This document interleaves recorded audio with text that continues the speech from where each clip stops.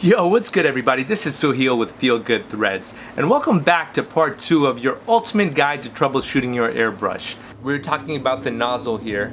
The nozzle piece here is basically the exit point for your paint to come out, and if this piece right here for whatever reason is clogged, and you guys can see how small it is and how tiny of an exit hole it actually has for paint to come out. If this guy is clogged, then you guys are going nowhere at all with the paint. So whenever I troubleshoot and I've got to dissect my airbrush like I just did, I break it apart exactly like what we just did.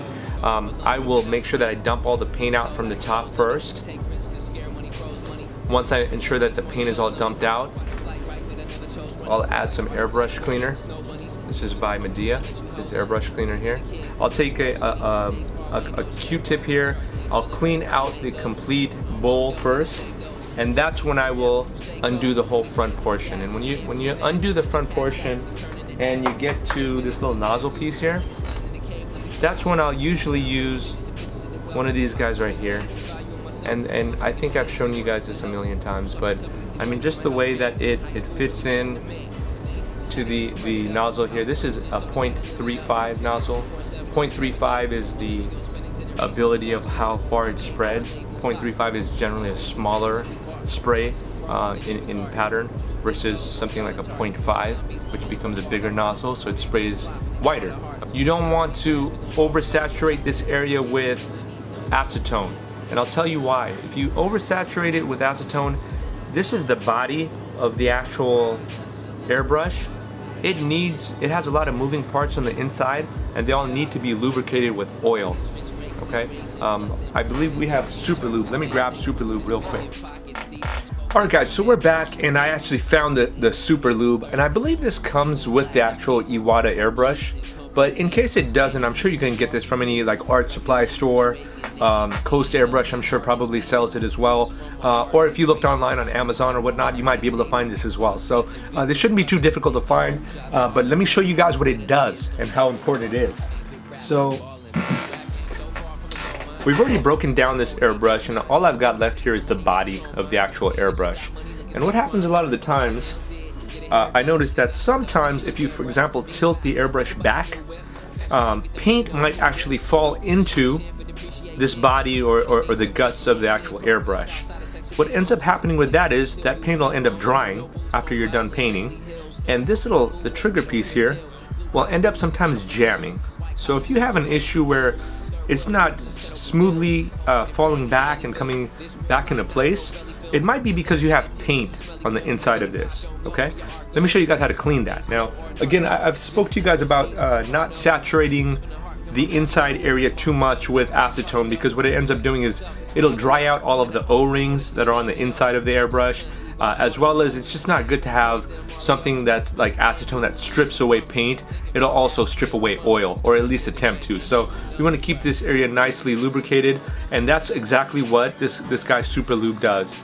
And don't get it twisted. I know it looks like it's a very small tube, guys, but actually all you need to do is drop about 1 or 2 drops into this guy. Okay, now prior to you guys actually dropping in the actual Super Lube, you want to make sure that you've gone through and really, I use this again, this was a Grex cleaner here. I use this Grex cleaner here to make sure that I really grinded out any pieces that might be affecting or causing any kind of a commotion with my airbrush. So after I'm done using this guy, I also use just some Airbrush Medea cleaner, and let me show you exactly what I'll do. I'll take some of this cleaner.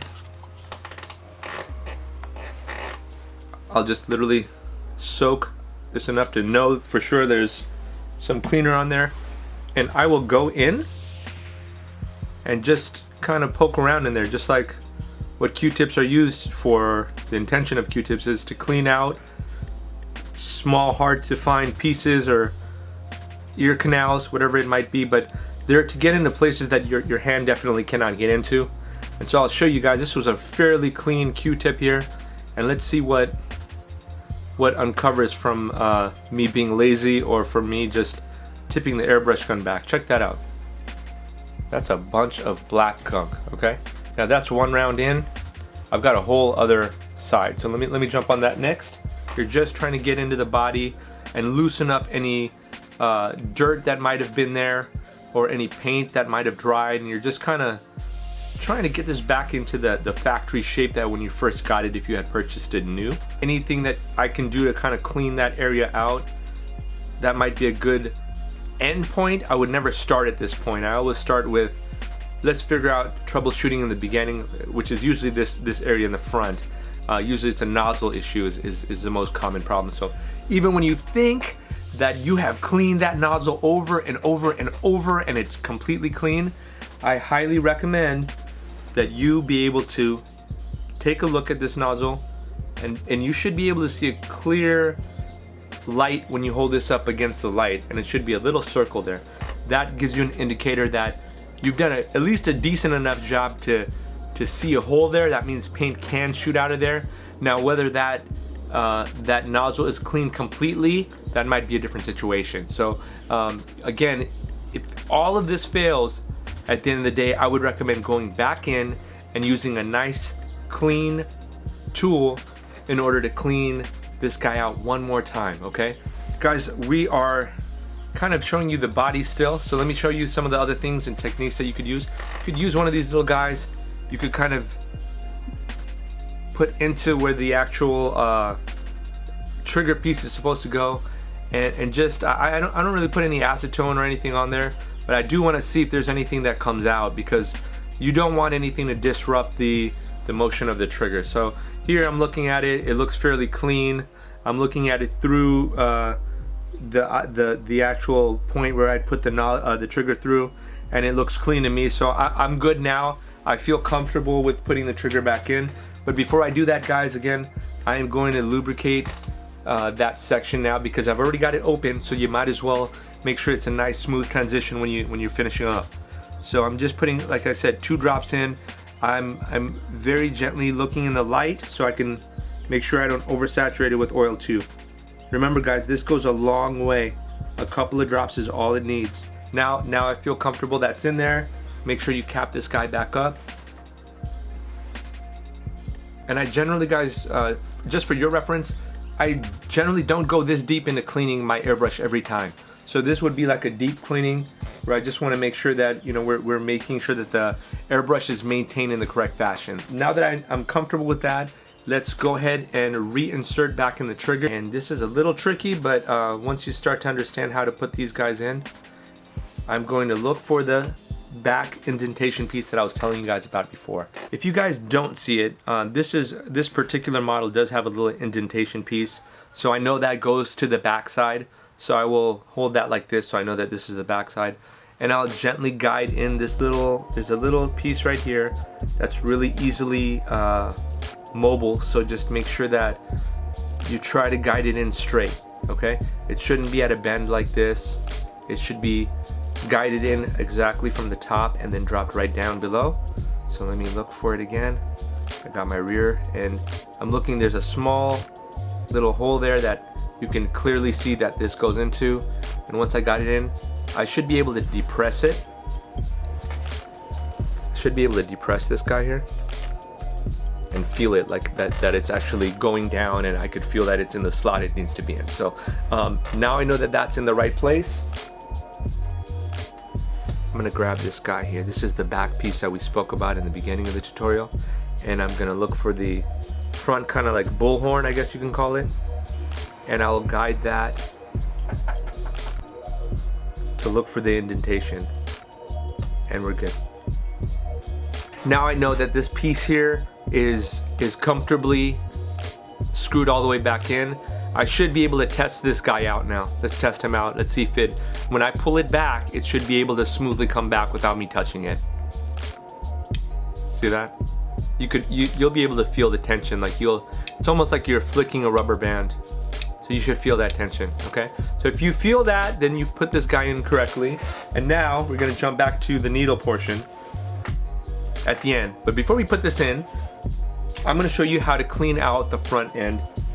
This little nozzle, what I end up doing is, as I was working on cleaning all of those body pieces, I usually take this nozzle, I'll drop it in a little cup,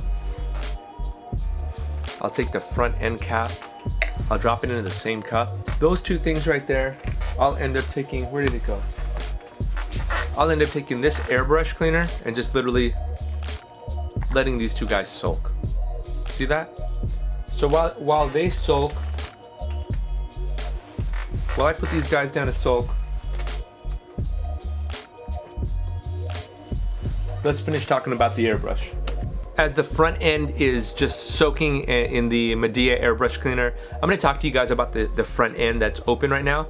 This is an opportune moment for you guys to start taking just a little bit of this cleaner. So the same cleaner I just used, I could dip a little bit of this brush in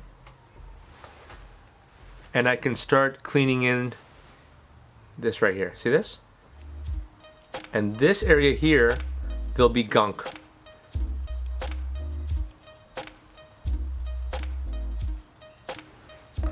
Hopefully you guys can see that. That's clearly blue paint that came out. So I'll wipe it down so you guys can see. This is white.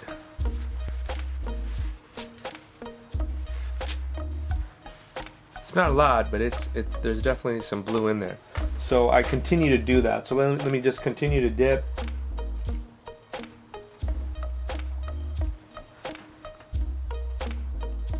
And again, I'm just getting in. Really, I'm just kind of giving it a circular and back and forth motion just to make sure that I start to capture whatever paint is missing. When you're deep cleaning, guys, just take your time and get it done right the first time, because if you don't, what's going to end up happening is it's going to clog again, and you're going to have to go through this whole same process of breaking down the airbrush. So, you know, get it right the first time.